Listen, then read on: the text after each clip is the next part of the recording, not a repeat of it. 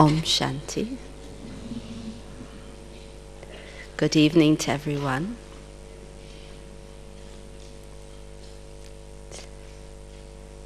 Our theme is the balance in all four subjects.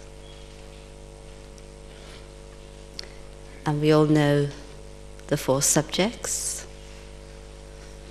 yoga, Manmanabhav, the deep, subtle connection with Baba; Gyan, the study, going into the depth of knowledge, understanding what is behind the words that Baba tells us; Dharana, the subject where really we begin to perform elevated karma; and service, seva, when we become the example to show Baba to others. So all four are very elevated subjects, and the other day in the class, Daddy Janki was saying, we have such a teacher where one teacher teaches four subjects at the same time. Otherwise, subjects would be taught individually, and there would usually be different teachers for each subject. But here, one Baba teaching us at the same time. And the subject of balance is a very interesting one, and I know for me it's been a journey, and I know I'm still not in perfect balance, sometimes much better than at other times. But still, we're here to share experience with each other so that we can help each other on the path. And, what is the concept of balance? I was thinking that really it's about equilibrium, it's about ease, it's about steadiness.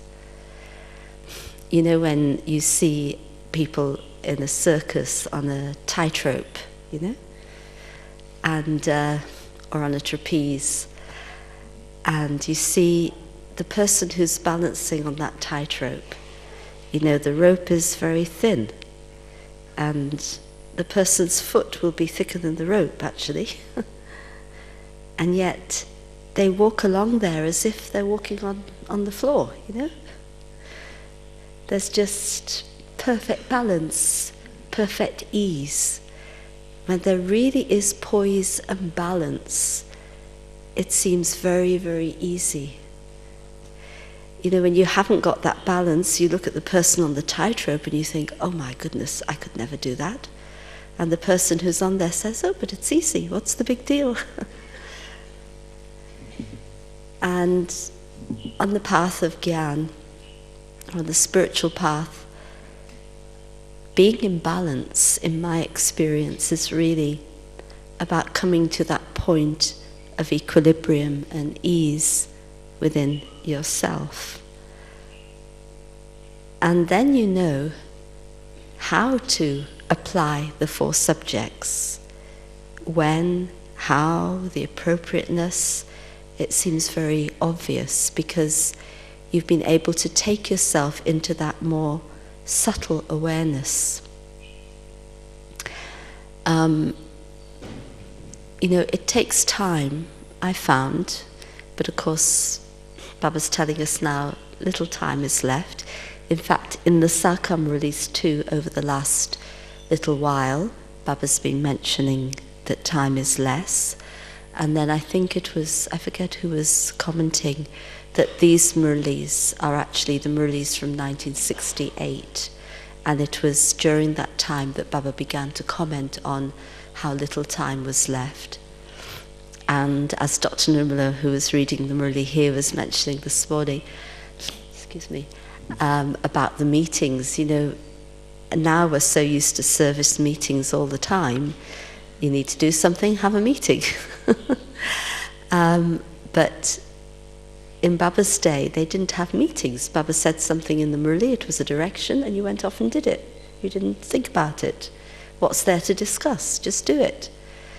And in 1968, Baba saying to them, have a meeting, discuss service. And I just repeat really what Dr. Nirmala said this morning. It was something that came up in a meeting yesterday. They were remembering the first meeting, this seminar that Baba held, where there was about 8 of them or something like that, to discuss service. And Baba said, you know, when you discuss together and you agree together, that becomes the Srimad of what you must do. And Baba said this, that Baba came in the meeting at the end and said, well, this is a meeting of mice. Yeah? And why? Because there's this story of how all the mice got together and they were discussing who's going to put the bell on the cat. In other words, who has the courage to put a bell on the cat's neck so that when the cat's coming you can hear him or her.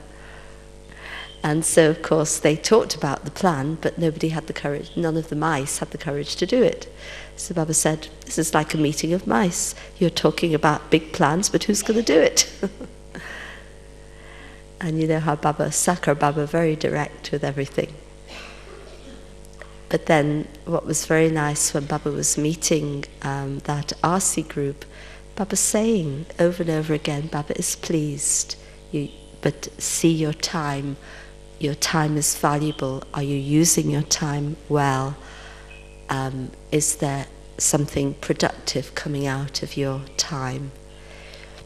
And this is another aspect of balance, that when we use our body, mind, wealth, time, relationships in an accurate way, an appropriate way, in a balanced way, then there is productivity, there is success, you see results. And if you're not seeing results, there's something out of balance somewhere that you need to look inside yourself and see, okay, what is it? What more do I have to do?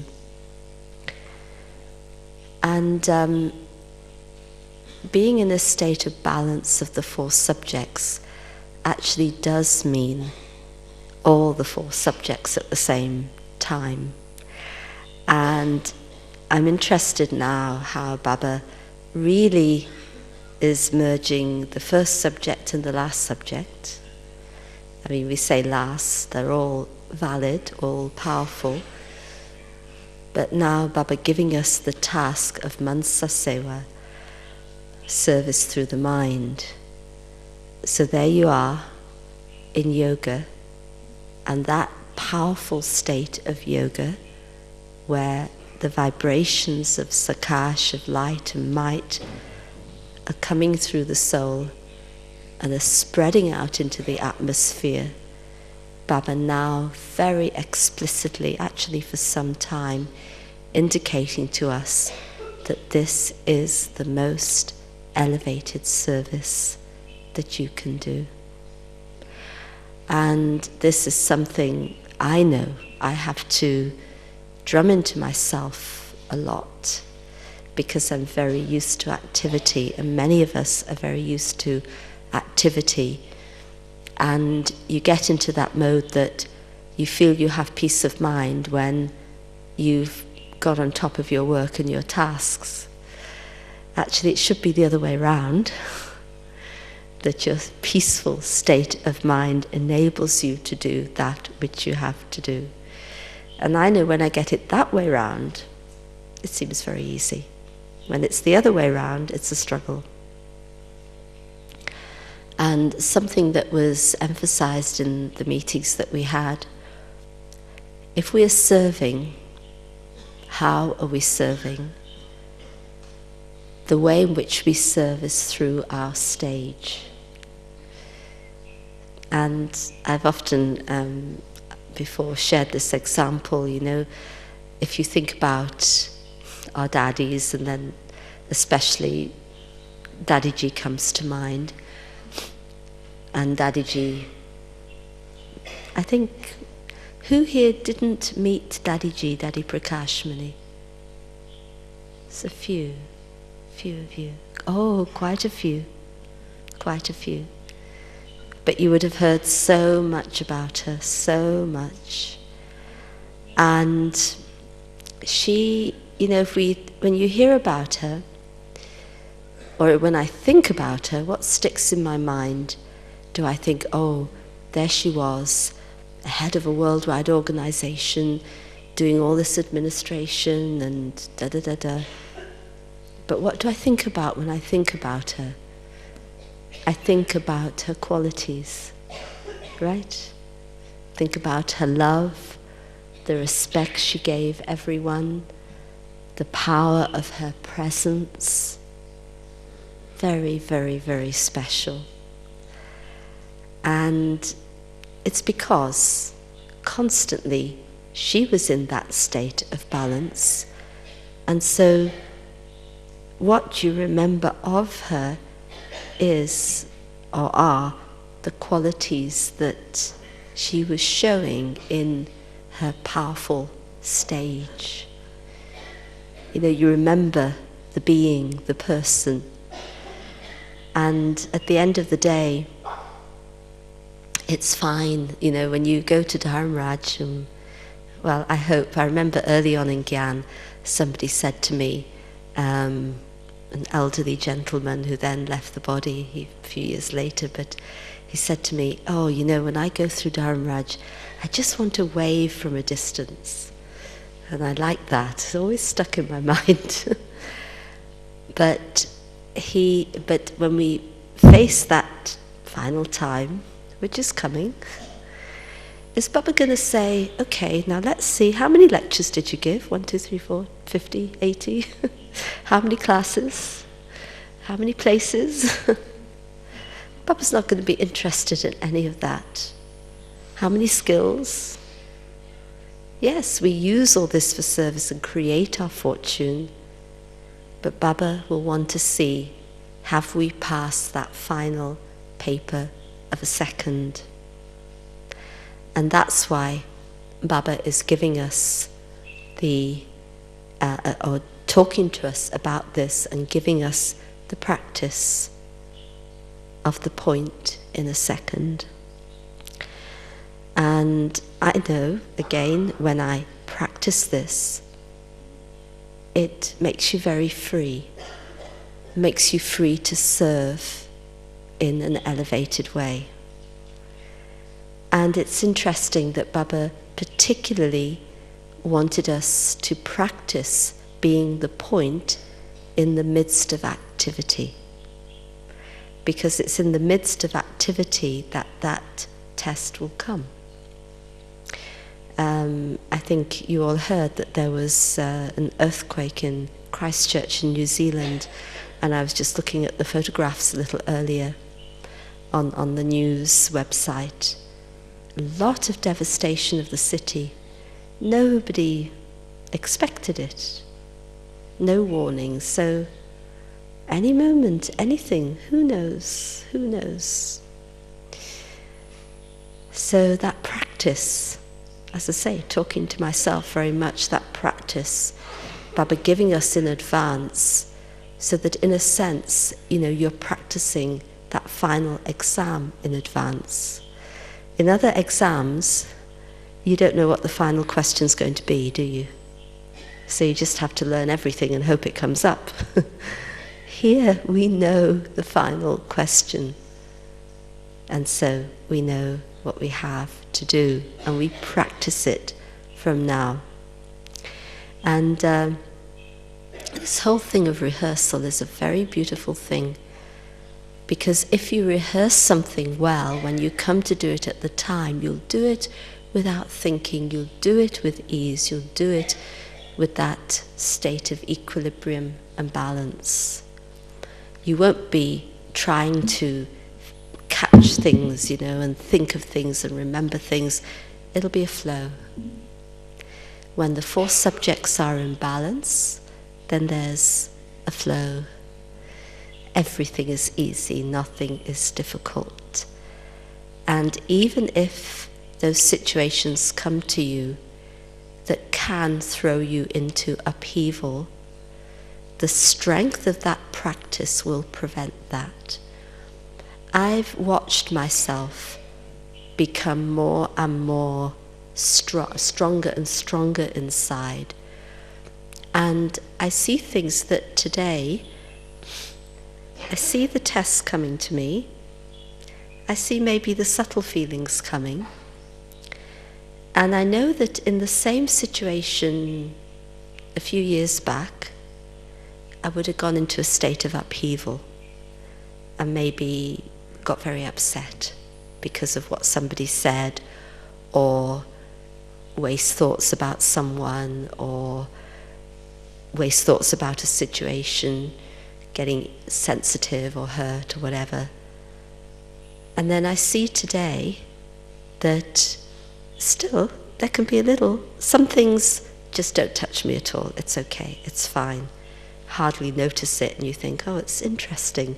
I'm hardly noticing this. And a few years back it would have been a very big thing. And that proves to you that the whole thing of your stage and, you know, what's happening around you is nothing to do with the people out there. It's all to do with you. Actually, we had,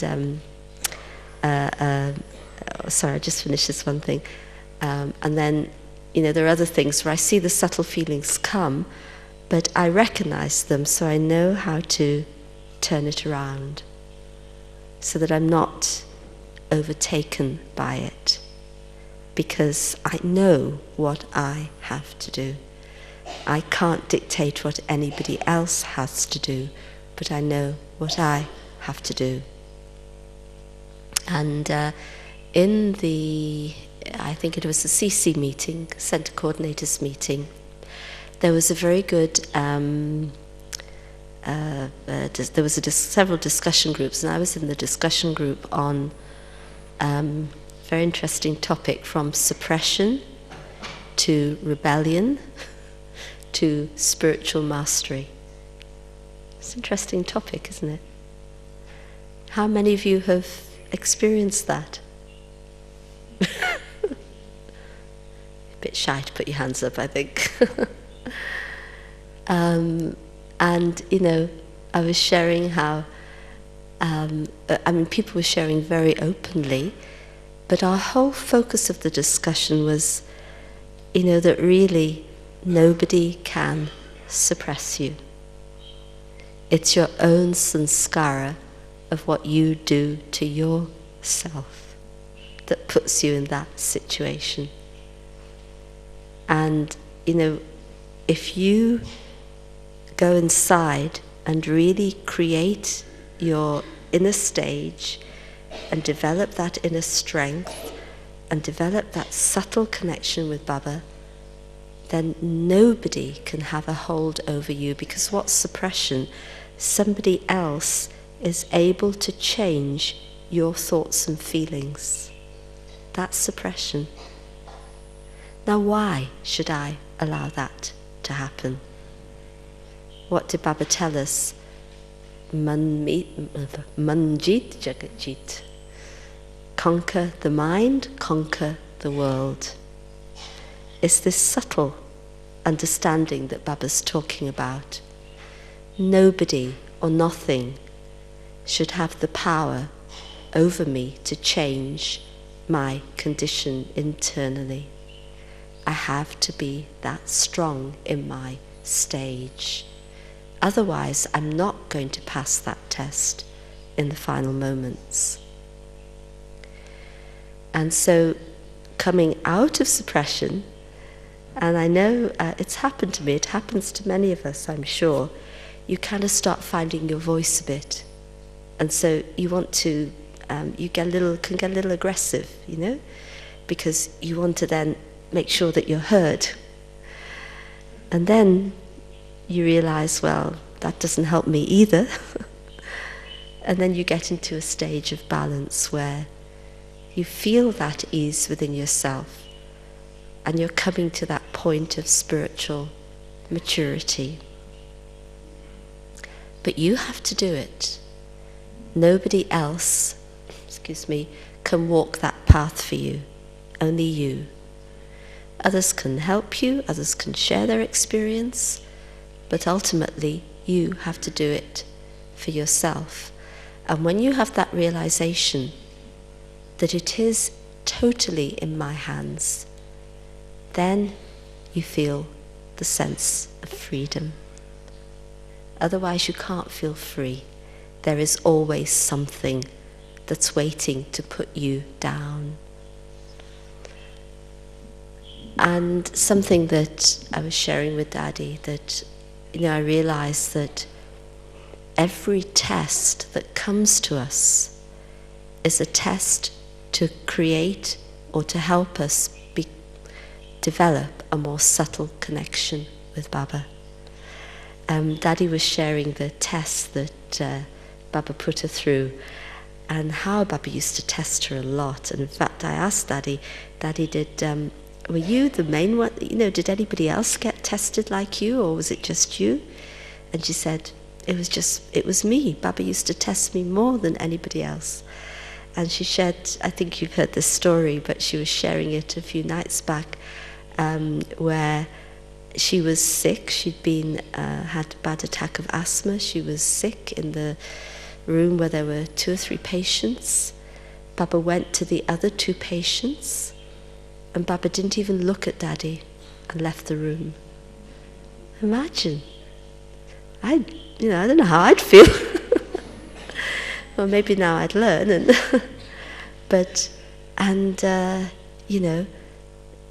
I remember asking Daddy, but didn't you feel anything? On another occasion when she shared this, she said no.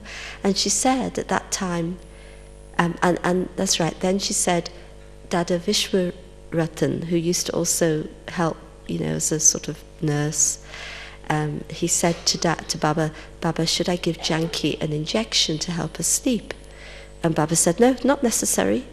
She can take subtle power from Baba. And she, that night, was able to do that. And she hadn't eaten for 24 days because of the asthma. And then Baba came to her in the morning and asked her, child, how are you? Did you sleep? Come and eat with Baba today. And Baba fed her banana and honeys or something, or banana and butter, forget. And then she came and had a meal with Baba later on. And she was saying that everything that Baba put her through was to make her develop that subtle connection with Baba. And I said to Daddy, this is really my task in Madhuban this time and going forward, that my connection with Baba has to be so independent of anything else around me. Let me enjoy everything, but let my subtle connection with Baba become very, very strong, so that when those tests come, or when there's different ways of people behaving around me, or whatever it is, I do not get disturbed. I know what I have to do. And I think this is what Baba's trying to tell us. This is it. This is it. So all the subjects, the subtle connection enables us to have all 4 subjects in balance, and to do all 4 subjects at the same time. But yes, you can see how you can work on the 4 subjects in different ways. So, for example, one, the yoga and the subtle connection with Baba that we've been speaking of. Then the Gyan. As I listen to the Murli, what is my experience? Study is not just reading. Study is not just listening. But as I am hearing the Murli, is there a change happening within me? Are there elevated feelings within me? Do I feel a sense of Baba's love? Do I feel a sense of joy as I hear the Murli? When I'm feeling those very elevated feelings, and I feel that my consciousness is being elevated as I hear the Murli, then yes, I am a student and a good student. And because of that experience, the Murli will stay with me. If I'm listening to the Murli and it's making me heavy, then I'm not understanding how Baba's Murli can change my consciousness and elevate my stage. So I need help with that. It usually means that I'm hearing the words and I'm taking it very literally, and I'm not understanding the meaning, or I'm not catching the meaning behind the words. Baba's not just telling me a sentence. Baba is explaining something that will bring about change in me. Like yesterday's Murli, where Baba was explaining how the soul is separate from the body and how the soul works through the organs. And as I'm listening to that, am I feeling, not just hearing, ticking off the points, yes, the soul is separate from the body, okay, I understand that intellectually, and I picture it. But am I feeling that state of soul consciousness as I hear Baba use those words? So study means tuning in to the consciousness and the stage that Baba wants us to have through the study. That's real study. So as I hear the Murli over and over again, I will never feel that the Murli, oh, Baba said this point yesterday, or Baba always says, remember me, or whatever it is. Then again, I'm not being a good student, I'm not tuning in. As I hear the Murli again and again, I will be different each time.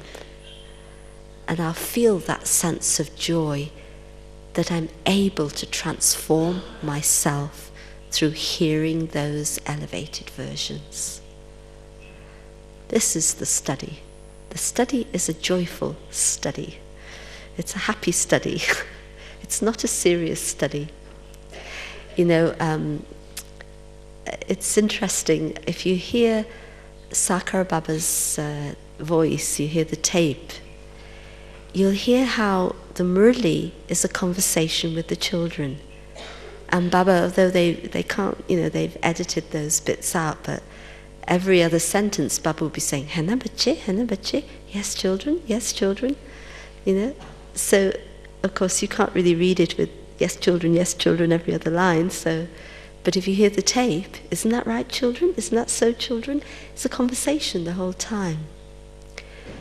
And most of you have met Avyak Baba. Some of you may be waiting to meet Baba for the first time. But you may have seen the transmission, or most of you would have. And I think about, I've been here this time for 2 meetings. The meeting on the 2nd of February and then 17th. And, well, both times, but especially now on the 17th, the form of love was so just, I don't know what, magnificent, I don't know what word to use. Who was here on the 17th of... Quiet, did you feel it? Did you feel it? Now, you see, that's the thing. You read the words, and they're words. You're in front of Baba, in Baba's presence, and it's a completely different experience. It goes deep into your soul.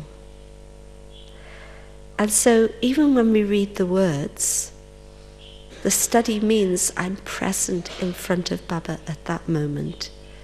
So I feel Baba's presence, and it goes deep into my heart and into my soul. as I study that Murli. Whether I'm listening in the class, sharing in the class, or just studying on my own quietly. This is the second subject. And it's a powerful subject because it cleans the consciousness, it divinizes the intellect, it purifies the intellect. It really makes the intellect a golden vessel to hold those golden versions. And then the whole subject of dharana, this is where it all flows, right? So the subtle connection with Baba enables you to hear Baba's Murli, so it goes into our heart and our mind, deeply into our soul, into our intellect, into every part of our being. And then it comes out, you know.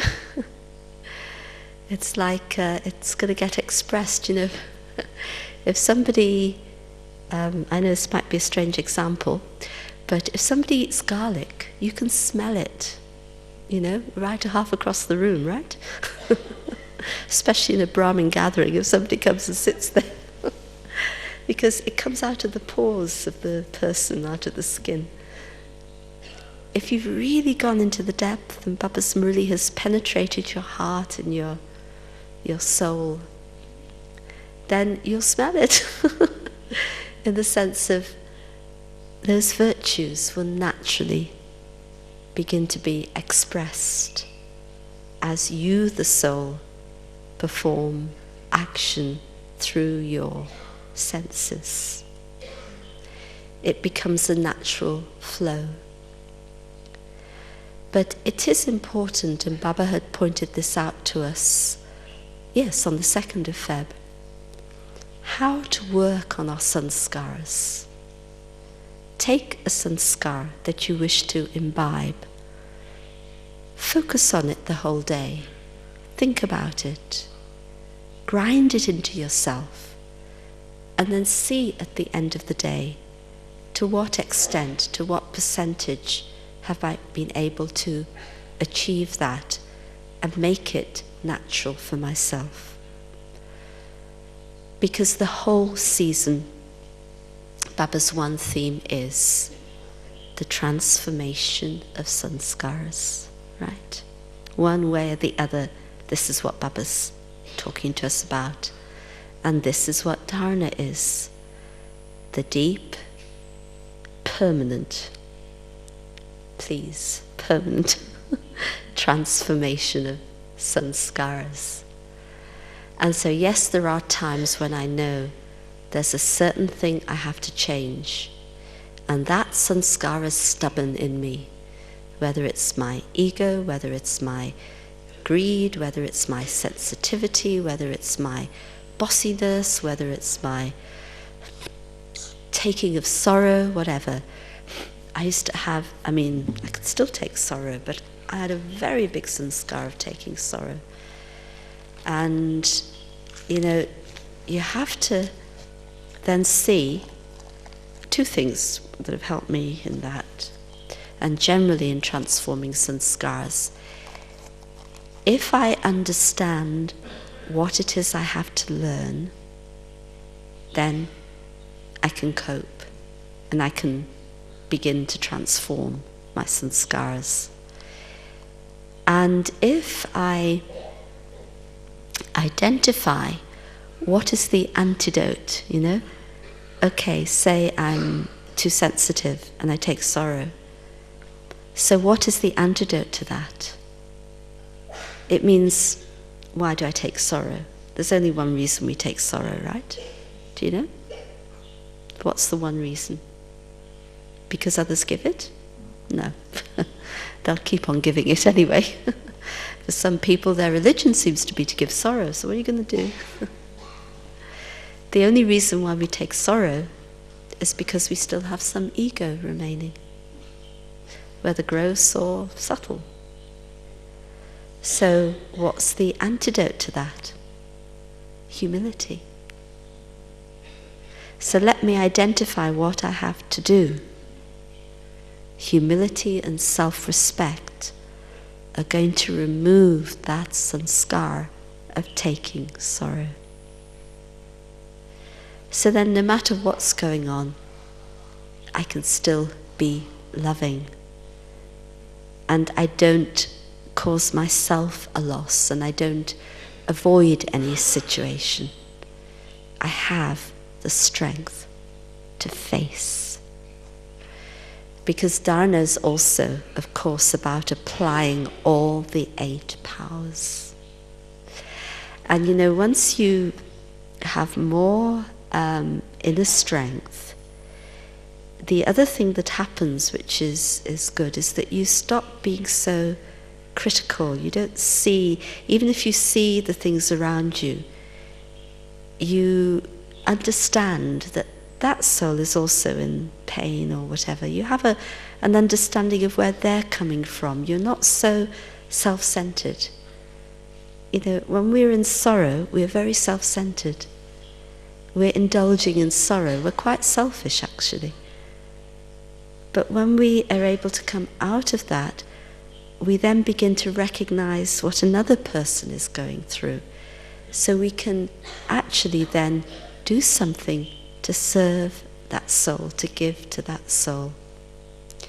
So dharana is also about coming into the unlimited, not being limited in any aspect, being free. If something's coming to me that is limited and negative, let me do something more elevated in return. That's dharana. I remember once I received an email from somebody, and it was a sort of quite a senior person, and they were asking a question, like in a way, well, you know, why is this happening, sort of thing. And so I drafted a reply to say this is the reason, or whatever was the response. I mean, I can't even remember the actual thing now. And because it was somebody senior, I showed Daddy. I thought I better show Daddy this response before I send it. This was years back when Daddy was in London and we would do all our day-to-day things with her. And Daddy looked at the reply and said, well, okay, you've replied, but you've replied at the same level at which that person asked the question. So what have you put in your answer that will help that person to become more elevated or to see another perspective? Yeah? So that was a big lesson for me, that when somebody comes to me or writes to you or whatever with a certain perspective, let me not just answer on that level, but what can I do to help make this situation more elevated? That's why when you go to Daddy and you have a particular question, she won't just answer your question. She'll first give you gyan. She'll first tell you, what about your consciousness? She'll bring you into another stage, and then she'll answer your question. So this is also an aspect of dharana, to see how I can perform elevated karma, how I can do that which is more elevated than what is the situation around me. Because what is the task of Brahmins? It's to uplift others. And then service, well, in a way, service has been merged in all of this, because yes, we need, excuse me, sorry.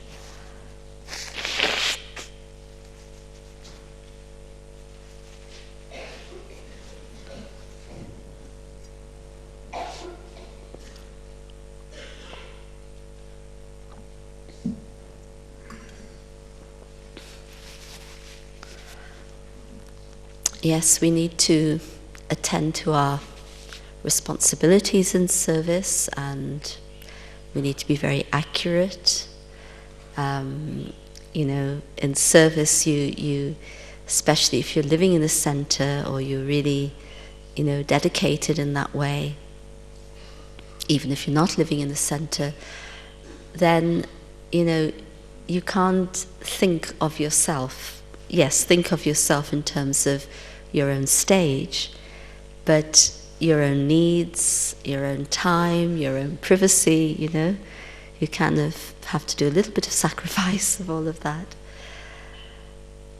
And in serving, we need to make sure, that whatever is the task in front of us, that is completed accurately, properly, not left halfway, whether I do it for myself or whether I engage with others and I take their cooperation. So all those aspects of service is very important. Responsibility, the sanskar of taking responsibility is very important.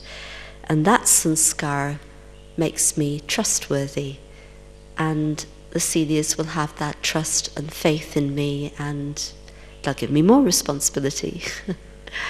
The second year I met Baba, in the days of personal meetings, of course, I sat in front of Baba, and there'd been a few tests that year. And Baba gave me a lot of drishti, a big smile, and then Baba said, the one who has love can cross all obstacles. And then Baba said, you're wearing the crown of the responsibility of service. And those days we would chat with Baba, and I said to Baba, Baba, I hope it doesn't fall off. And Baba said to me, don't worry, it'll stay, and there'll be more and more and more. And that's continued till today. But what I'm amazed about is that because there's that sense within to want to do everything as accurately as possible in Baba's work, and that honesty in Baba's work, then even though there's been more responsibility, the crown has not felt heavier, it's felt lighter and lighter and lighter, because the only way you can do it is to accurately be in that consciousness of being an instrument, that it's Baba who's Karan Karavan Har. And so service is about being in that consciousness of being an instrument. And it's also about being able to show Baba, and Baba's spoken about this a lot this season, to show Baba through your face and your features and your activity, and to remember that the whole world is watching us, because even if physically people's eyes aren't on us, even if I'm somewhere quietly on my own, the way in which I conduct myself, the vibrations that I'm creating through that, have an effect on the atmosphere and affect others around me. And I always think to myself, even if there's nobody there, if somebody were to come and see me now, or put a camera on me now, would I feel ashamed or want to hide? And I honestly say, no. Whatever I'm doing with honesty and with love, whether in a public place or whether privately. So it's about showing Baba through who we are, through all the other subjects. So there's a few thoughts about the balance of the four subjects. One other thing, something that struck me, that Daddy was saying recently, Daddy Janki, that if you have ordinary thoughts, it doesn't take long to come into waste thoughts. So don't allow yourself to be ordinary. And this is part of dharana, keeping everything elevated. Then, okay, I may slip into ordinary, but I'll come back. If I'm ordinary, I slip into waste, it's very difficult to come back. We all know, once waste thoughts grip you, it's a huge effort to get it out of your mind. So it's not a difficult thing, but it's about keeping the consciousness elevated, paying attention to that. And that means keeping thoughts of Gyan in my mind.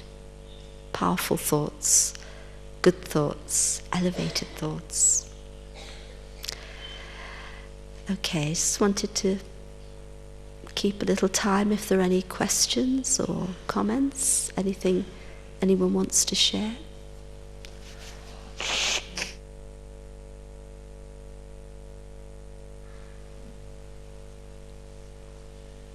No? Really? It's all clear? Or any question, even if it's not about the subject, if there's anything anyone wants to ask, feel free. Yeah. Is there a mic that can just come to the front? Or then we can hear your question.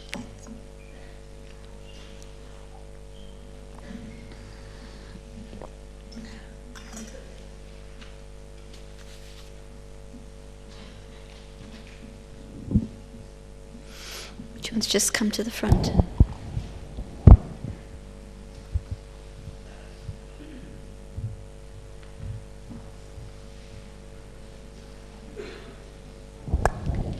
Hello, sis. It's just a question about, I love this chat, your thought. And my English is not very good. I just want to know when you arrive with Baba. Oh. And your experience, your better. Okay. Okay, thank you. Okay, so question, when I arrived, like a baby arrives, right? Takes birth.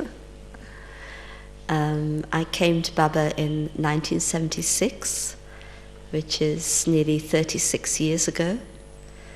And I think, my goodness, 36 years? And at that time, we never imagined 36 years in front of us. And I couldn't have imagined all the things that I would experience. I was 21 at the time, so you can calculate my age if you like. I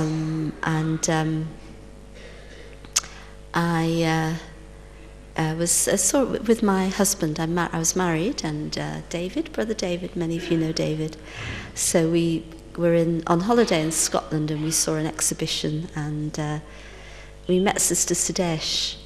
So, and apologies for those who've heard the story, but we saw the exhibition, then she gave a talk, we were introduced to her. And Sister Sudesh is quite amazing, as you know. And normally, if you meet someone for the first time, you would say, hello, how are you? Actually, Elena was there. She was part of the group that came from London. So you were a few months in Guyana at that time. Yeah, and so I'll tell you a funny story about that, but there was no centre in Scotland at the time, and they were staying at somebody's house and had the exhibition. And so when we met Sister Sudesh, she looked at us, and instead of the normal, how are you, where are you from, or something, she looked at us and she said, would you like to meet God? Would you like to write a letter to God? You can, I looked at her. And I remember so clearly that one half of my mind was saying, I have to believe what this woman says, it's true. And the other half was saying, she must be mad, what's she talking about? But the arrow had struck the target, and so then we stayed a few days, and we came for the morning class after a few days, and we were invited for lunch. Yeah? And then Elena told us years later that when she heard that we were coming for lunch, or for the morning class, one or the other, she stayed up till midnight scrubbing the doors, trying to make the place look clean. Because it wasn't a very clean place where they were staying. But then came to London for a week, took the course. Then we were living in the north of England, so started a centre from where we were. Within a week became Pukka Brahmins, just like that. then started Baba's service. So that was the end of August. November we had our first program when we invited Daddy and Sister Jayanti to come. Then early December we were off to Madhuban. So everything happened very quickly.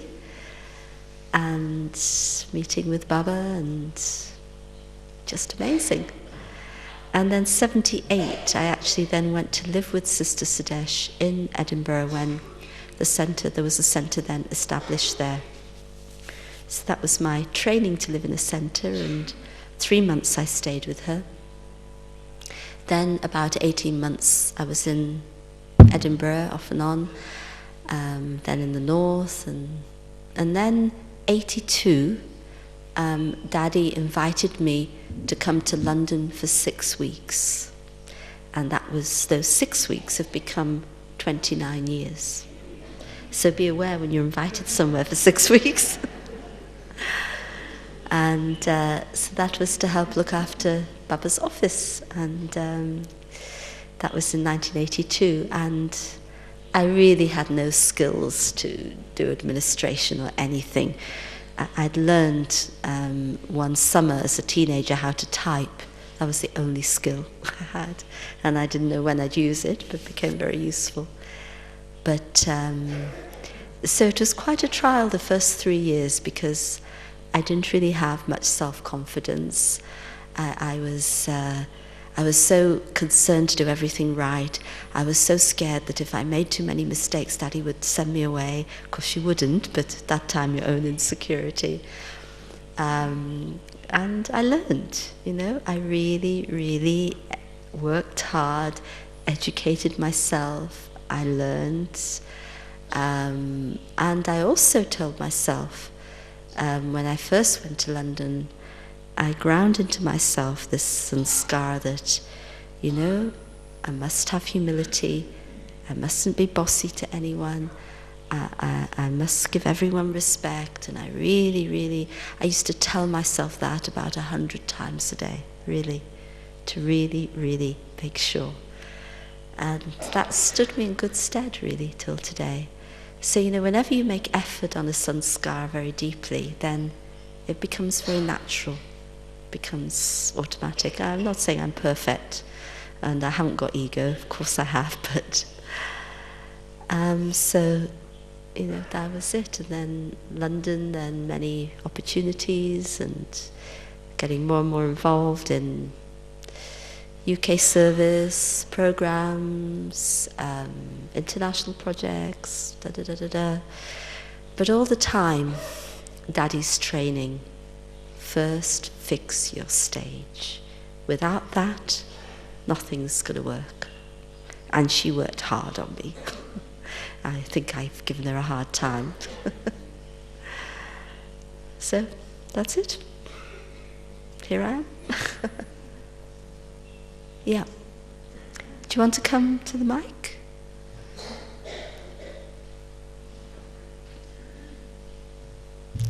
Okay, we'll take these couple of questions, then it's time for yoga. Thank you. Oh, an announcement as well. Then I conduct the yoga as well. Then I do the meditation too. Yeah? Yeah.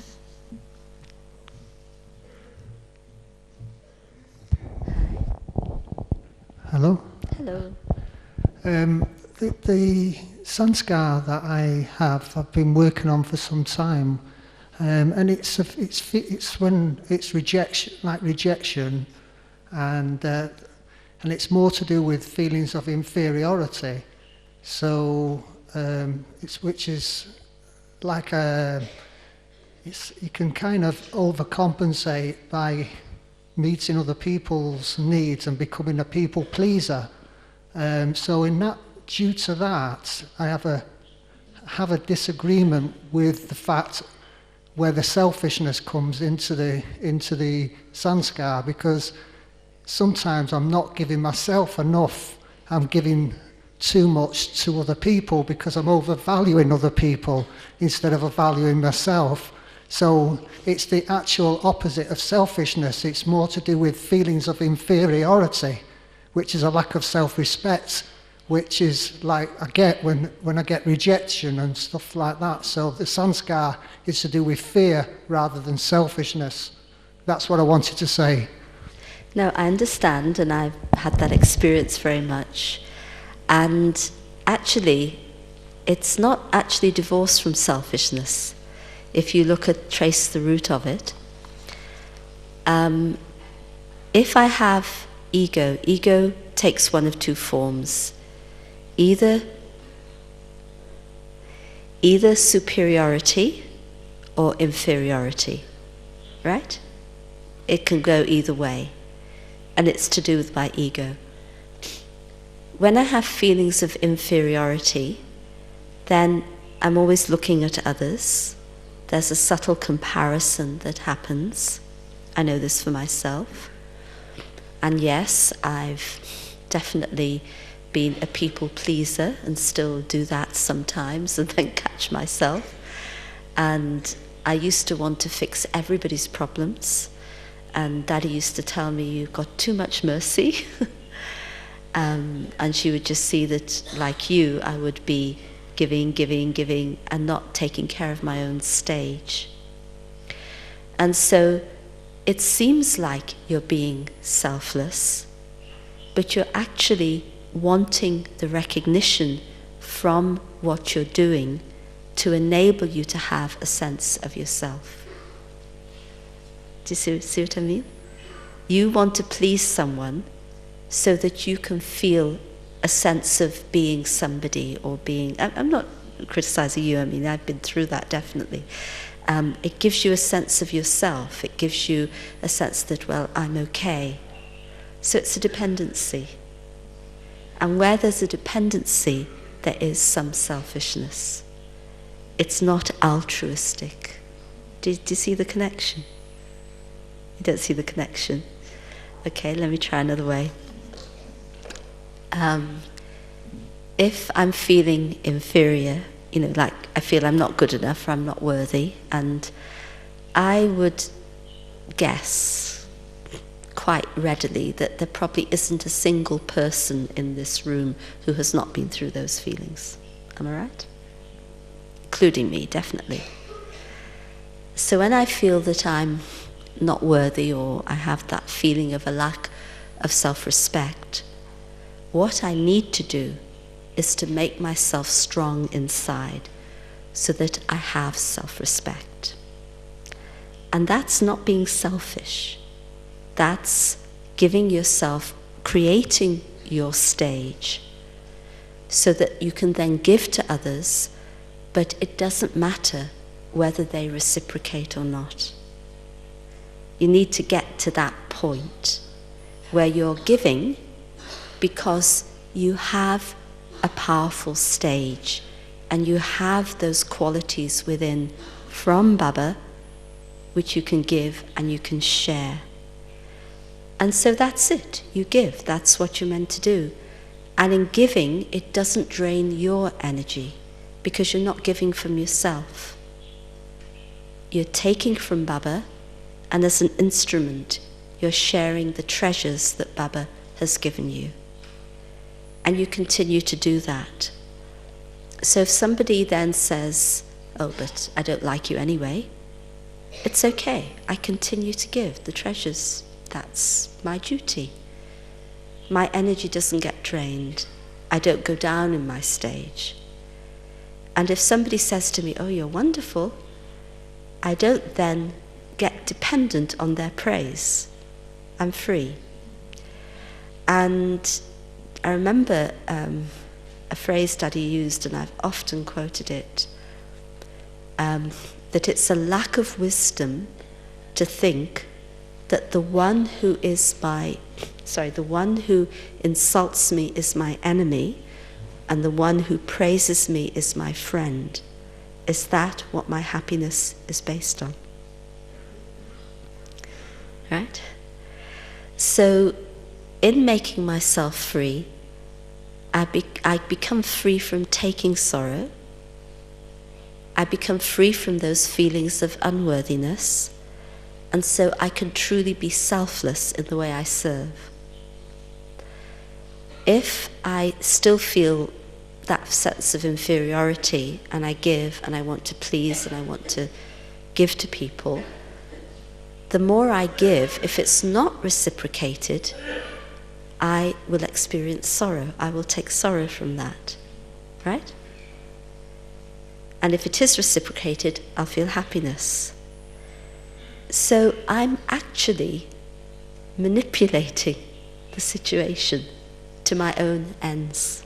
It's very subtle, but I'm manipulating the situation because I want the happiness that comes from the recognition of my giving to somebody. Is that making sense? And that's where the selfishness comes in. It appears selfless, but it's not really. And it's very subtle, something to think about, something to churn. And so what Baba's teaching us is something very, very elevated. It's above the mundane give and take. But it's sharing truly altruistically. And of course, the less you want the reward, the greater the reward will be. And you don't need to think about it, it'll come to you anyway. Is that making sense? Okay, something to churn. There was one more question, I think, and then was there somebody else? Oh no.